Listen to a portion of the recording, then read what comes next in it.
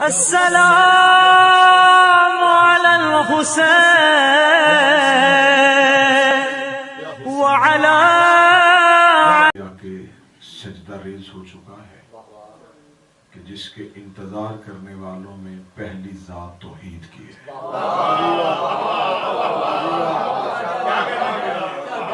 کہ وہ خدا خود یہ چاہتا ہے کہ زمین پہ میرا سراپا نظر آئے، اور وہ اس انتظار میں ہے کہ آدم سے لے کے 11ویں شہنشاہ تک ان حجتوں کا انتقام لینے کے لیے خدا جسے منتقم اللہ بنا کے بھیجے تاکہ وہ زمانے کو عدل و انصاف سے بھر دے۔ میں روزانہ کی مجلسوں میں اپنی کم علمی کے مطابق اور دہلیز سیدہ سے مانگی خیرات پہ اعتماد کے مطابق آپ کے سامنے گزارشات ہدیہ کر رہا ہوں۔ سب سے زیادہ آج کے دور میں انسان کو جس کے مقدس وجود کی ضرورت ہے وہ سیدہ کا بیٹا ہے۔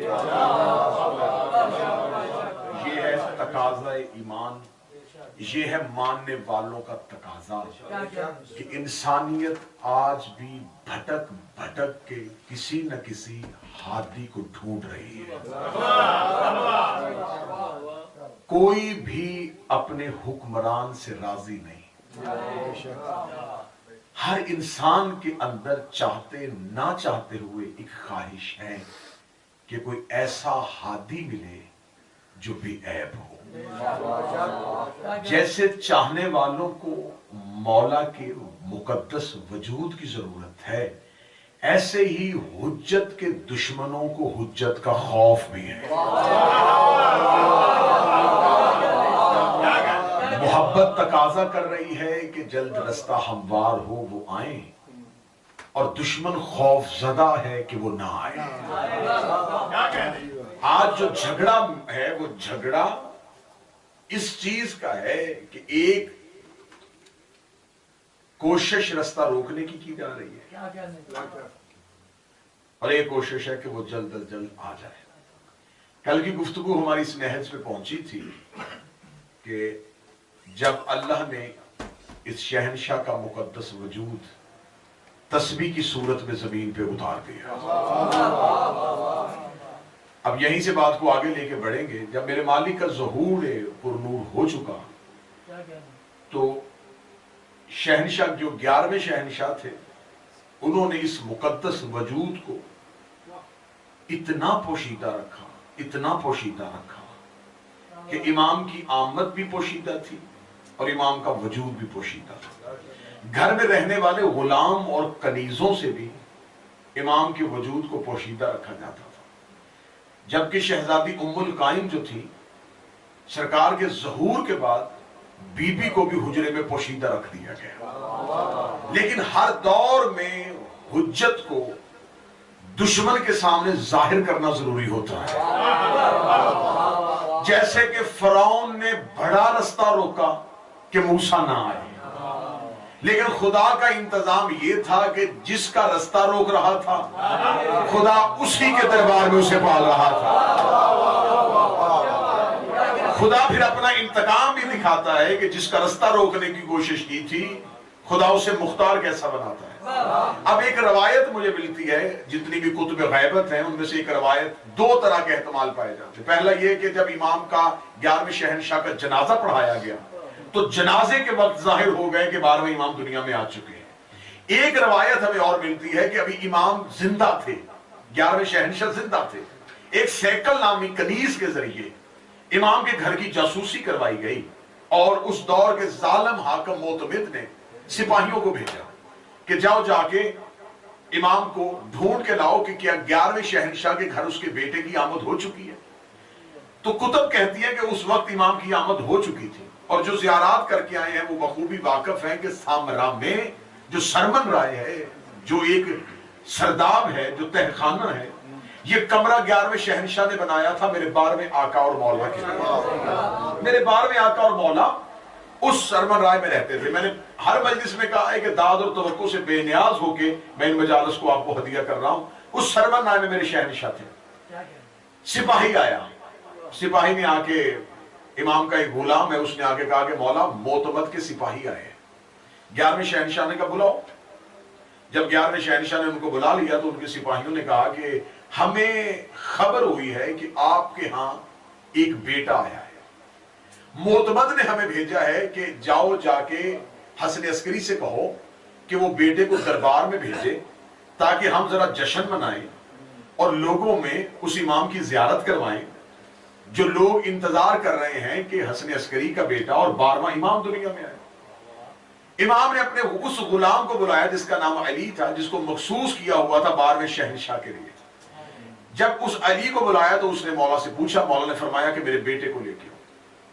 जब कहा मेरे बेटे को लेके आओ तो गुलाम कहता है कि मेरा बदन कांपा कि सिपाही सामने खड़े हैं और जिसकी आमद को पोशीदा रखा है उसी को बुलाया जा रहा है। इमाम ने कहा बुलाओ। ये कहना था, यहाँ उस वक्त किताबें कहती हैं कि ज़ाहिरी तौर पे 3 साल की हयात तैयबा थी मेरे 12वें शहनशाह की। वो जो गुलाम था वो लेके आया। जो ही सिपाहियों ने देखा तो वो गुलाम कहता है कि जब मैं हुजरे में गया ना 12वें इमाम को लेने के लिए, तो इमाम का चेहरा पहले भी रोशन था लेकिन अब इतना रोशन हो गया कि मुझे भी चेहरा दिखाई नहीं दे रहा।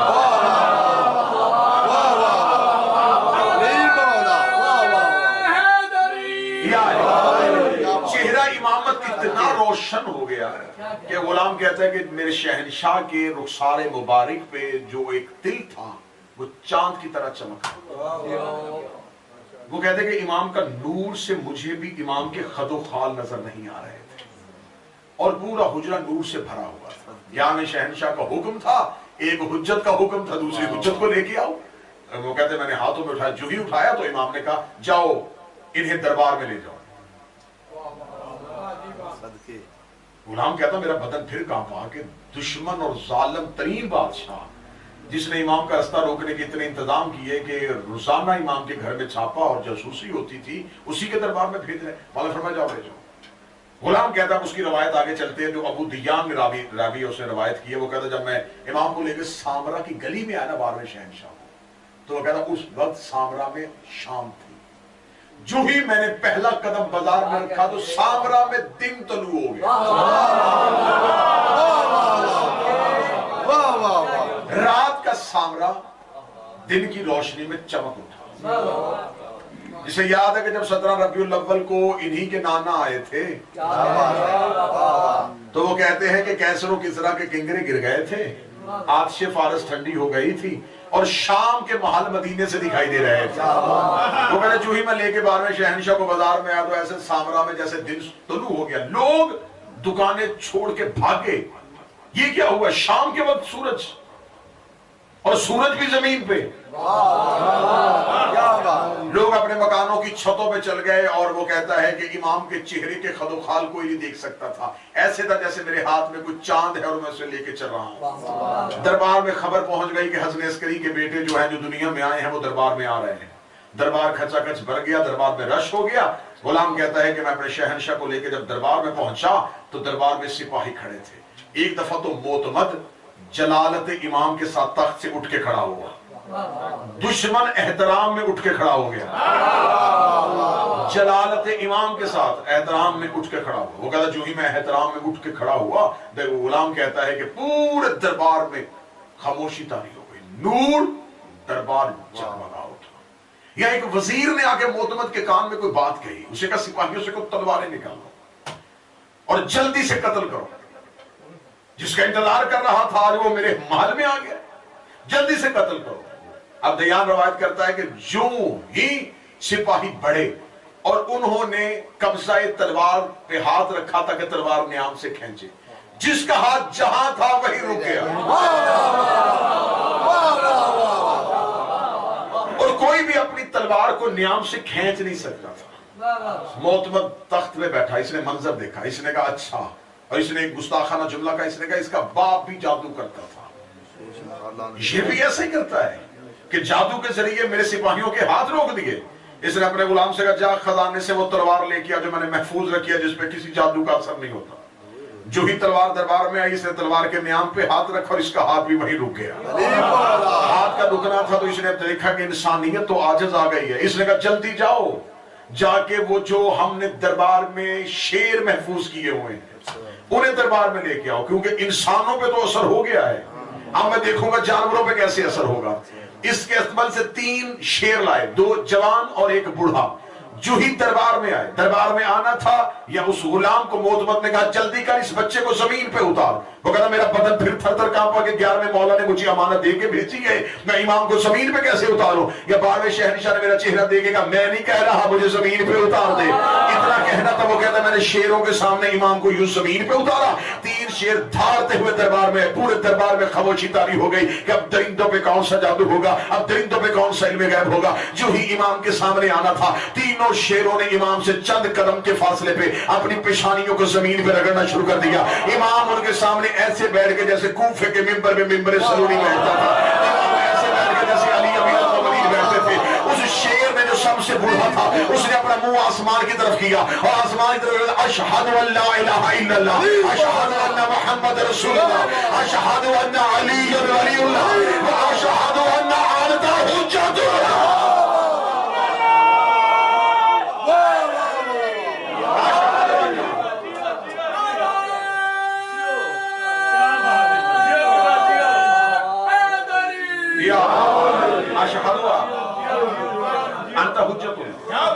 वो अल्लाह की हुज्जत है। अब ये थी 12वें की कदीर। इमाम ऐसे बैठे हैं जैसे कूफा के मिंबर के आखिरी सीने पे अली बैठते थे। आगे शेरों ने पेशानियां जमीन पर। बूढ़ा शेर, अब अकीदों का ध्यान होने लगा। बूढ़ा शेर सर उठा के कहेगा मुद्दत से इंतजार में था कि रुख की जियारत कर सकूं। मौला में आम शेर नहीं, मैं नस्ले अबुल हारिस हूं। जिसने करबला में तेरे जद हुसैन की नुसरत पे इस्तगासे में लब्बैक कहा था, उसकी नस्ल से हूं और अपने वक्त के हुज्जत के इंतजार में था। ये कहना था, इमाम ने कहा आज अगर अपने इमाम की जियारत कर ली है, बता कोई मुश्किल तो नहीं। इतना कहना था, वो बूढ़ा शेर देखेगा लगा ये 2 शेर जो इन्होंने मेरे साथ रखे हैं, मुझे बूढ़ा समझ के मेरा हक खा लेते हैं, मुझे खाने से महरूम रखते हैं। इतना कहना था, इमाम ने कहा अगर आज तूने पहली बार जियारत कर ली है तो अभी अदा कर देते हैं।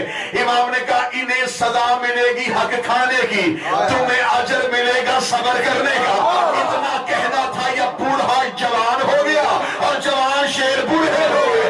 क्योंकि जवान शेरों का बूढ़ा होना था और बूढ़ा जवान अपने शबाब में आया, तो अब पता चला कि बूढ़ा सलेमान जवानों के सामने सीना तान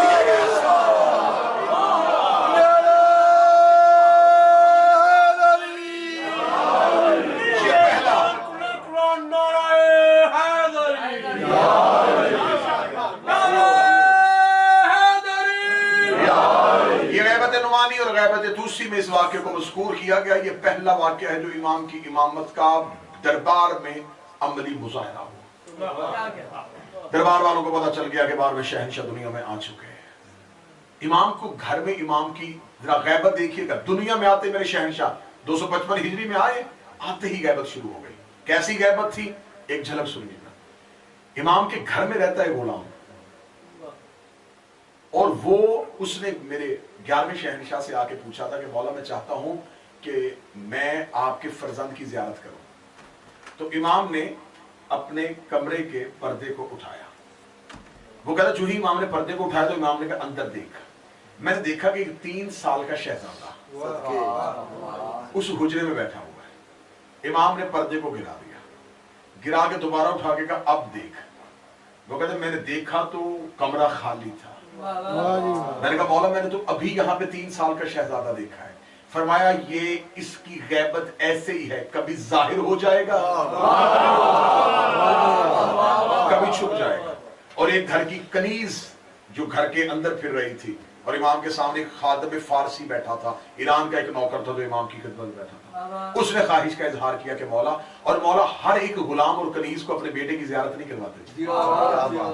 زیارت اسے ہوتی تھی جس میں پہلے خواہش پیدا ہو. اور یہ تہذیب بنیاد رکھی جا رہی تھی کہ امام کی زیارت کیسے ہوگی. یعنی کہ امام نے ہر غلام کو زیارت نہیں کروائی. میں پھر جملہ کہتا ہوں، امام کے گھر میں رہتے ہوئے بھی ہر نوکر نے زیارت نہیں کی. زیارت اس نے کی جس نے پہلے شوق پیدا کیا. اور یہ ہے شہنشاہ کی زیارت کا طریقہ. زیارت سے پہلے شوق پیدا ہونا. ایک شاگرد نے آ کے اپنے عارف استاد سے کہا تھا کہ آپ کہتے ہیں کہ آپ کی وارث سے ملاقات ہوتی ہے، تو کیا میری ملاقات بھی ممکن ہے؟ تو کہنے لگے خواہش ہے یا شوق ہے؟ اب میں معرفت رکھنے والوں سے یہ جو عرض کرنے کو، خواہش ہے یا شوق ہے؟ اس نے کہا مولا، اسے اپنے استاد سے کہا کہ سرکار خواہش بھی ہے شوق بھی ہے. مطلب ابھی دیکھ لیتے ہیں کہ خواہش شوق ہے یا صرف فقط خواہش ہے. شاگردوں سے کیسے جا کے کمرے میں بند کر، کمرے بند کر دیے. فرمایا اسے نہ کھانا دینا نہ پانی دینا. 3 دن 3 راتیں بھوک اور پیاس کی حالت میں رکھا. پیاس سے حلق خشک ہو گیا. موت کے آخری کنارے پہ خود کو دیکھ رہا تھا. نیند بے ہوشی کی حالت میں پڑا تھا. 30 دن کی رات کو استاد نے کمرے کا دروازہ کھولا. کمرے کا دروازہ کھول کے پانی کا پیالہ ہاتھ میں لیا. اس کے قریب جا کے پانی کے چھینٹے منہ پہ مارے. بڑبڑا کے اٹھا. اٹھتے کا پانی پانی پانی. استاد نے کہا جتنی خواہش پانی کی اتنی امام کی کر. پانی کیوں مانگا؟ اس نے کہا مولا پیاس سے، اپنے استاد سے کہا سرکار پیاس سے مر رہا تھا، پانی سوچتے سوچتے سو گیا تھا.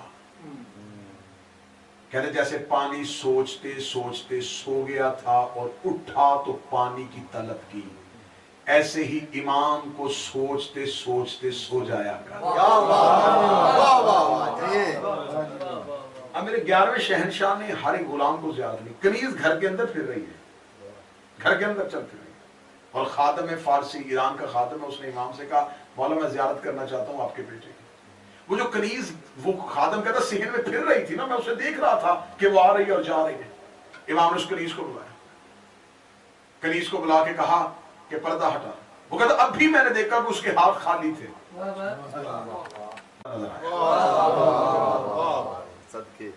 اس نے کہا مولا یہ ابھی میں نے دیکھا کہ کنیز کے ہاتھ خالی تھے.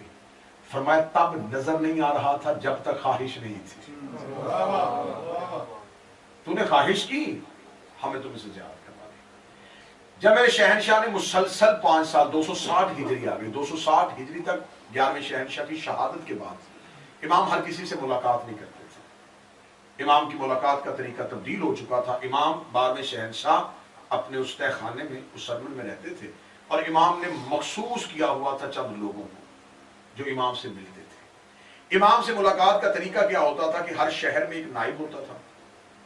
اس کے بعد ایک بہت جو بڑا نائب، اسے نائب اعلیٰ کہتے تھے. لوگ سوال لکھ کے چھوٹے نائب کو دیتے تھے، وہ آ کے بڑے کو دیتا تھا. سارے خطوط اکٹھے کر کے امام کے دروازے پہ جا کے دیے جاتے تھے. بی بی حکیمہ خاتون، بی بی حکیمہ خاتون پیش کرتی تھی 12ویں شہنشاہ کی بات. 12ویں شہنشاہ ان خطوط میں سوالوں کے جواب دے کے واپس بی بی حکیمہ خاتون کو دیتے. بی بی حکیمہ خاتون نائب اعلیٰ کو دیتی، پھر وہ چھوٹے نائبین کو دیتا. اگر ان میں سے کوئی شیعہ اپنے کسی خط میں امام سے ملاقات کی تمنا کرتا تو امام اسے خط میں جواب دیتے کہ فلاں دن فلاں وقت میں میرے گھر آ جانا، میں تم سے ملاقات کر لوں گا. مخصوص لوگ ملاقات کرتے تھے، مخصوص لوگ ہی امام کی زیارت کرتے تھے. امام ہر کسی سے زیارت نہیں کرواتے تھے.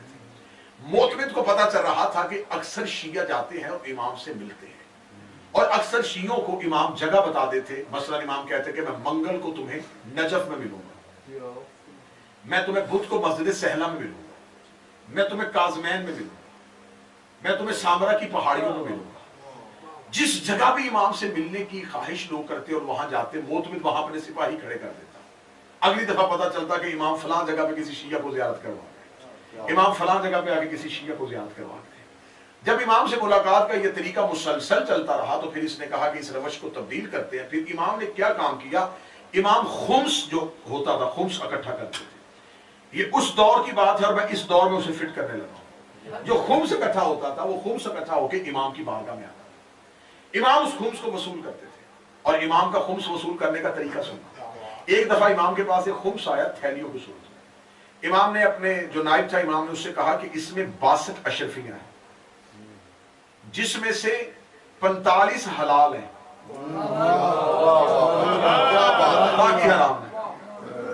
یہ اشرفیاں واپس کر، ہم اس خمس کو قبول نہیں کر رہے کیونکہ اس حرام مال نے اس حلال کو بھی حرام کر دیا. اس نے کہا مولا میں اشرفیاں واپس بھیج رہوں گا جس کی ہیں اس کے خط کے ساتھ، وجہ تو لکھیں یہ کیوں حرام ہے. مولا نے فرمایا میں وجہ بتا دیتا ہوں. وجہ یہ ہے کہ اس شخص نے دھاگا اپنے گھر میں رکھا ہوا تھا، دھاگا بیچتا تھا، دھاگا رکھا. اس نے اپنے ہمسائے کو وہ دھاگا امانت کے طور پہ دیا اور خود تجارت کے لیے دوسرے شہر پہ گیا. اس کے گھر میں چوری ہو گئی، وہ دھاگا چوری ہو گیا. اس نے شرعی طور پہ قسم بھی اس کو دی کہ وہ دھاگا چوری ہو چکا ہے. اس نے اس دھاگے کی معاوضے کی قیمت تو لی لیکن اس میں سے 3 دینار زیادہ لے لیے تھے. وہ جو 3 دینار زیادہ لیے تھے اس سے جا کے اس نے تجارت کی. جب اس نے اس سے جا کے تجارت کی تو اس سے اس نے 29 دینار اور کمائے کیونکہ وہ 3 حرام تھے. جب تجارت کی تو جو آئے وہ بھی حرام ہو گیا. تو لہذا امام نے فرمایا کہ اب یہ مال پاک نہیں ہے، اسے واپس کرو. اب خمس وصول کرنے کی شرط یہ تھی کہ امام جب خمس وصول کر لیتے تھے تو جس نے خمس بھیجا ہوتا تھا اسے خط لکھتے تھے. وہ خط اس کے پاس آتا اور امام اس کو بتا دیتے تھے کہ میں نے تیرا خمس قبول کر لیا. اب خمس ڈائریکٹ لوگ نہیں دیتے تھے، دیتے تھے نائبین کے ذریعے سے. لیکن جب آتا تھا تو واپسی پہ امام کا خط آتا تھا، نائب کا نہیں. میں بالکل مدلل طریقے سے آپ کے سامنے تمام کتب غیبت کو اپنی آنکھوں کے سامنے رکھ کے پڑھ رہا ہوں. جتنے نائبین تھے وہ خمس امام تک پہنچاتے تھے، رکھتے نہیں تھے. اور پھر ان کی ذمہ داری تھی کہ اگر کسی سے لیتے تھے تو اسے واپس کیسے پتا چلتا. میں سعادت شاہ صاحب سے ایک امانت لوں اور میں کہوں کہ میں پاکستان فلاں بندے کو پہنچا دوں گا. جب اس کے پاس پہنچاؤں گا تو میں اسے کہوں گا یہ کال کریں. کیا بات اصول ہے یا نہیں ہے؟ جس نے مجھے امانت دی ہے اسے بتا دیں کہ آپ کی امانت مجھ تک اس بندے نے پہنچا دی. اب جو نائبین امانت امام کی خمس پہنچاتے تھے وہ جا کے بندوں کو کیسے بتاتے کہ امام تک پہنچ گئے. امام انہیں واپسی پہ خط لکھتے، وہ خطوط جا کے دیتے کہ تمہارا اتنا خمس تھا، یہ امام کا تمہارے نام پہ خط آ گیا ہے. اب حاکم کو پتا چل گیا کہ امام تک خمس پہنچ رہا ہے. اس نے طریقہ بدلا. اس نے کہا ایسے کرو جاسوسوں کو اشرفیوں کی تھیلیاں دے دی کہ تم امام کے شیعوں سے کہو کہ امام کا خمس کون اکٹھا کرتا ہے. جو خمس اکٹھا کرتا ہے پہلے اس کا تعاقب کرو، پھر اس کے ذریعے اس بندے تک پہنچو جس کو یہ پہنچاتا ہے، پھر اس بندے کے ذریعے ہم امام تک پہنچیں گے کہ امام کہاں پہ ہے. اس نے خمس کے ذریعے امام کی جاسوسی کرنے کا سوچا. ادھر اس نے دربار میں پروگرام بنایا یا امام نے فوراً ایک ہی خط سارے نائبین کو لکھ دیا، آج کے بعد تم خمس اکٹھا نہ کرنا.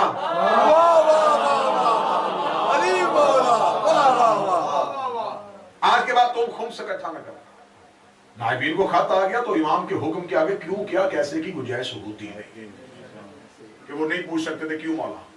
صرف اتنا کہا کہ مولا جب یہ خمس آئے تو آپ اس کا طریقہ کوئی اگر پوچھے کہ خمس تو طریقہ کیا ہے. امام نے کہا جس نے خمس دینا ہو وہ کسی کو نہ بتائے کہ میں نے دینا ہے. وہ صرف نیت اور ارادے میں رکھے کہ میں نے یہ مال امام کو پہنچانا ہے. امام فرماتے کیوں کہ یہ اس کے گھر میں ہماری امانت ہے، اب وہ دینے نہیں آئے گا، ہم لینے کے لیے آ جائیں گے. لینے کے لیے امام کس طرح آتے تھے؟ آپ یہ نہ سمجھے کہ جسمانی طور پہ امام اس کے گھر جاتے تھے اور خمس اکٹھا کرتے تھے. ایک شخص کہتا ہے کہ میں کربلا میں گیا اور میں کربلا میں جا کے امام حسین کی زری پہ جا کے بیٹھ گیا اور زری میں بیٹھ کے میں زیارت کی نماز پڑھ کے زیارت عاشورہ پڑھنی شروع کی اور میں نے 40 دن مسلسل عمل کیا کیونکہ مجھے کسی نے بتایا تھا कि करबला में हरम हुसैन में 40 दिन ज़ियारत अशूरा पढ़ो तो 40 दिन के अंदर इमाम ज़माना की ज़ियारत हो जाती है। वो कहता मैंने 40 दिन मुकम्मल कर लिए, जब 40वां दिन करीब आ रहा था ना तो दिल में वसवसा पैदा होना शुरू हो गया, कहाँ मुलाकात होगी, मैं नहीं मिल सकता, शायद गुनाह ज़्यादा है, शायद वो मुझे मिलना ही नहीं चाहते। अब मारिफत शक के वसवसे से कम होनी शुरू हो गई। तो कहता मैंने 40 दिन अपने खैर पूरे किए। 40 दिन पूरे करने के बाद जब मैं निकला तो जो ही मैं हदूद हरम से निकला तो एक घोड़ा सवार मेरे साथ चला। कहां जा रहा है? कहने का कूफे। किस रास्ते से जाएगा, खुशकी के या दरिया के? मैंने कहा कि मैं दरिया के रास्ते से जाऊंगा। अच्छा, अगर तू जा रहा है तो एक अमानत है वो दे देना। कौन सी अमानत है? कूफा जाएगा, वहां पर एक शख्स है रियान नामी, उस कसाब है, उसको जाके कह देना कि ये चंद दिनार है। उसको दिनार हवाले किए, वो कहता है कि मैं पूछ ही नहीं सका कि आप कौन है। और ये जितनी कुतब मुलाकात बा इमाम ज़माना की मैंने पढ़ी हैं, उन तमाम में ये मुश्तरका बात पाई जाती है कि जब वारिस से मुलाकात हो तो जितनी देर मुलाकात हो आपका ज़हन सवाल सोच भी नहीं सकता। आप नहीं सोच सकते कि मैं किससे मिल रहा हूँ, ये कौन है। मुलाकात खत्म होते ही आपका ज़हन दोबारा चलना शुरू हो जाता है, क्योंकि इमाम जब मिलते हैं तो कायनात की नब्ज़ पे हाथ आ जाता है। अगर किसी ने दलील देखनी हो तो मेराज की मुलाकात देख ले। इमाम से मुलाकात के लिए वक्त रुक जाता है। वो कहता है कि मैंने जब थोड़ा सा आगे चला तो मेरा ज़हन काम करना शुरू हुआ कि मैंने अमानत ले ली, पूछा ही नहीं। तो मैंने अभी उस शख्सियत को दूर जाते देखा, मैंने पीछे से आवाज देखा, अगर वो पूछे किसने दिए तो उन्होंने दूर से कह देना बकिया ने दिए हैं। मेरे शहनशाह का एक इस्म है बकियतुल्लाह, अल्लाह का बकाया। बकिया उसे कहते हैं कि बंदा किसी से कहे कि तेरे पास क्या है, वो कहते मेरे पास अब बकिया यही है। जिसके बाद कुछ ना हो ना उसे बकिया कहते हैं। अल्लाह के खजाने में जिसके बाद कुछ भी ना हो उसे बकियतुल्लाह कहते हैं। कह देना बकिया ने दिया। वो कहता मैं चल पड़ा, चल के मैं कूफे पहुंचा, जैसे कहा था उस शख्स ने वैसे जब मैं पहुंचा तो उस शख्स के दरवाजे पे जाकर दस्तक दी, दरवाजे पे दस्तक दी अंदर से। और मुझे उन्होंने कहा था कि जब उसके घर जाए ना तो जब दरवाजे पे दस्तक दी वो आए तो उसके ना कपड़ों पे खून के छींटे हो, परेशान ना होना, वो सुबह सुबह जानवर ज़िबा करता है। वो कहता मेरे ज़हन में फिर भी नहीं आया कि वहां पहुंचने से पहले जो हालात बता रहा है। तो जो ही गया, मैंने दरवाजे पे दस्तक दी, दरवाजा खोला, जैसे उन्होंने कहा था वैसे ही कपड़ों पे खून के छींटे बाहर आया। एक अजनबी को देखा, जल्दी से हड़बड़ा के अपने आस्तीनों को सीधा किया। कहने लगा कौन है? कहने लगा जी मैं करबला से आया हूँ। तो मेरे दरवाजे पे क्यों आए? मुझे किसी ने आपकी कोई अमानत दे के भेजी है।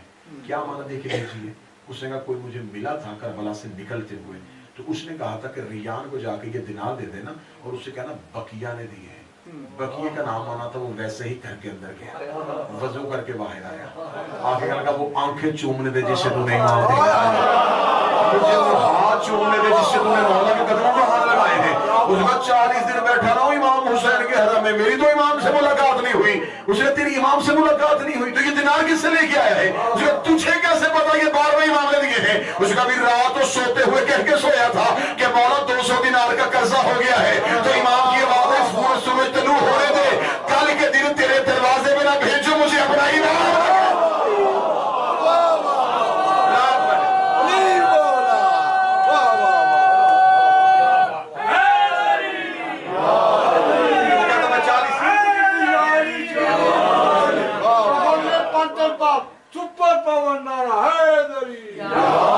वो कहता मैं 40 रातें बैठा रहा और जिसने घर से पुकारा उसको इमाम ने मुसलसल अपनी गैबत को छुपाए रखा। फिर एक वक्त आया कि मोतमद ने अपने सिपाहियों को भेजा।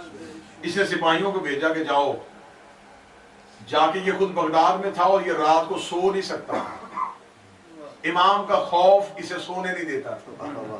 ये उठ के 12वां इमाम दुनिया में आ चुका है, उस इमाम का रास्ता कैसे रोके? इसे सिपाहियों को कहा जाओ आखिरी बार जाके सामने इमाम के घर का घेराव करो, कोई चिड़िया का बच्चा भी बाहर ना निकलने पाए। एक बहुत बड़ा लश्कर भेजा तेज रफ्तार घोड़े लेके। जो ही वो घोड़े लेके आए, अब जरा रवायत सुनने वाली है।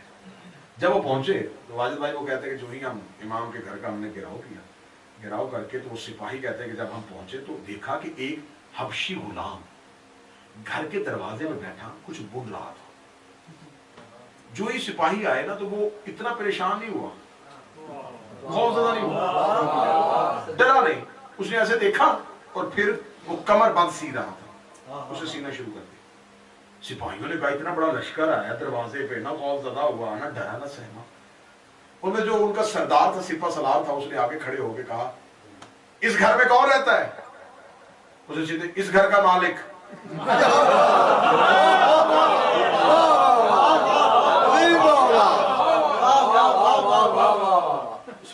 सिपा सलार का कौन रहता है? उसने इस घर का मालिक। उसने हम उससे मिलना चाहते हैं। उसने कहा जाओ। वो कहते उसका इत्मीनान बता रहा था कि घर में कोई है। सिपा सलार ने दरवाजा खोला हुआ तो जो ही हम घर के अंदर दाखिल हुए, बाहर से छोटा सा घर लग रहा था। बाहर से ऐसे लग रहा था जैसे एक छोटा सा वो 1-2 कमरों का घर है। वो कहता जो ही हमने दरवाजा खोला, एक बहुत बड़ा सिंह, उसके साथ एक ऐसा बाग कि ऐसा हसीन बाग हमने दुनिया में नहीं देखा। उस बाग में दरख्त उठे हुए नहीं थे, झुके हुए थे, और उन तमाम झुके हुए दरख्तों के नीचे एक सबज रंग का मुसल्ला बिछाए हुए, सबज रंग का अमामा सर पे पहने हुए, सफेद अबा ज़ेब तन किए हुए। चेहरा हमारी तरफ नहीं था, पुश थी और कोई महवे इबादत था। सिपाही जो ही अंदर दाखिल हुए तो उन्होंने इबादत में एक लम्हे के लिए भी रुक के नहीं देखा कि कौन आया है। वह जो ही हम दाखिल हुए तो सिपाही कहते हैं कि उस सेहन और उस बागीचे के अंदर दरमियान में छोटी सी पानी की एक नाली थी, बिल्कुल छोटी सी, जिसमें एक शफाफ पानी बह रहा था। मगर जब हम खड़े रहे तो हमने देखा कि ना गुलाम ने तवज्जो की, ना उस शख्सियत ने तवज्जो की। तो इतना कहना था कि मैंने सिपाहियों को इशारा किया। सिपाही ने जो ही उसे अबूर करने के लिए पांव बढ़ाया तो वो फैलना शुरू हो गए। इतनी फैली जितना दरियाए नील था।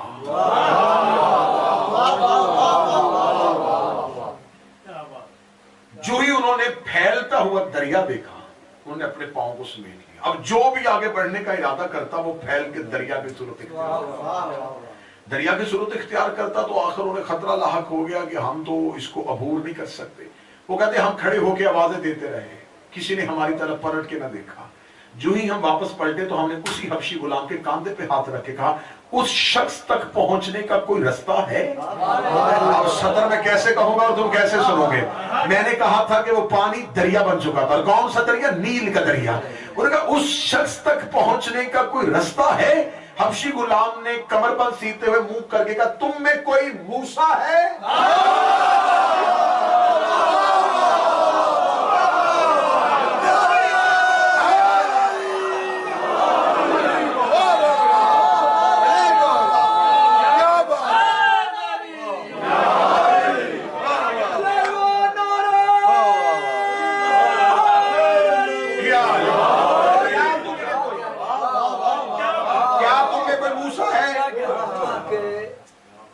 गुलाम का चेहरा देखते रह गए।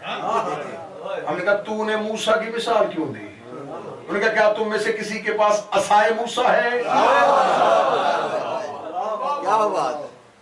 जहां वो बैठा है इस दरिया को अबूर करने के लिए मूसा होना चाहिए। मूसा नहीं तो हाथ में असा होना चाहिए। उन्होंने कहा कहां से लेके आए असाए मूसा? हम तो मोहतमद के सिपाही हैं। इतने साल, 1000 साल पहले मूसा दुनिया से चला गया, कहां से लेके आएंगे मूसा का असा? अब हमने तो खतीब और जाकिर तो लफ्ज ही पढ़ने होते हैं ना, आगे मजमा होता है कितना सही उसका साथ चल रहा है। उसने कहा वो मूसा नबी था, असा नबियों के पास होते हैं। इतना कहना था, गुलाम ने अपने दाएं घुटने को उठाया, नीचे से कसा निकाल के था मेरे तो पास है, मैंने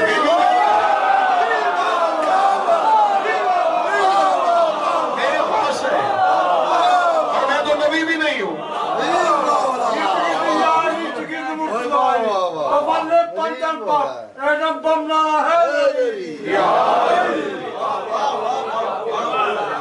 मेरे पास है लेकिन मैं तो नबी भी नहीं। तू कब उनको मिलता है? कह रहा जब वो चाहते हैं। सिपाही आजाद आ गए और वापस गए। वापस जाके मोतमत को खबर दी और उसके जिस्म पे लर्जा तारी हो गया, क्योंकि जिसका रास्ता रोक रहा है वो तो इस इंतजाम के साथ बैठा है कि उस तक पहुंचने के लिए भी मूसा होना चाहिए। आखिरी जब इसने जिसारत की थी, जिसके बाद मौला गैबत कुबरा में चले गए, वो आखिरी जिसारत जो थी, इसने फिर एक दूसरी दफा बहुत बड़ा लश्कर लेके और खुद साथ जाके इसने इमाम के सरमन राय, जहां इमाम का सरदार था, वहां पहुंचा। और कुतुब कहती है ये जुमला भी बड़ा कमाल हो गया। जब ये वहां पहुंचा तो वहां पहुंच के जो ही ये सरदार के बाहर पहुंचे तो अंदर से कुरान पढ़ने की आवाज आ रही। इन्हें यकीन हो गया कि इमाम अंदर ही है। जो सिपा सलार था, जो सरदार था उस लश्कर का, वो सीढ़ियां उतर के अंदर गया है और जब बाहर निकला है तो उसके पीछे पीछे कोई शख्सियत चलती हुई आ रही है। सिपाहियों ने कहा कि ये अकेला अंदर गया था देखने के लिए और इमाम को गिरफ्तार करके ले आया है।